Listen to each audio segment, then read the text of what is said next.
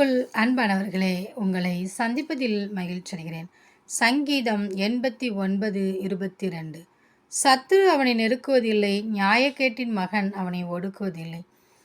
பிரியமானவர்களே, நம் தேவனாகிய கர்த்தர் நம் சத்துருவுக்கு எதிர்பட்டு அவன் நம்மை மேற்கொள்ளாதபடி தேவனாகிய கர்த்தர் ஒவ்வொரு நாளும் நம்மை பாதுகாத்து வருகிறார். ஒருவேளை இன்று நெருக்கத்தின் பாதையில் நாம் கடந்து செல்ல வேண்டிய சூழ்நிலையில் நாம் இருக்கலாம். தேவனாகிய கர்த்தர் நம் வாழ்வில் நெருக்கத்தை வைத்திருக்கலாம். இந்த நெருக்கம் நம்மை விசாலத்திலே தேவன் கொண்டு வந்து வைப்பதற்காகவே.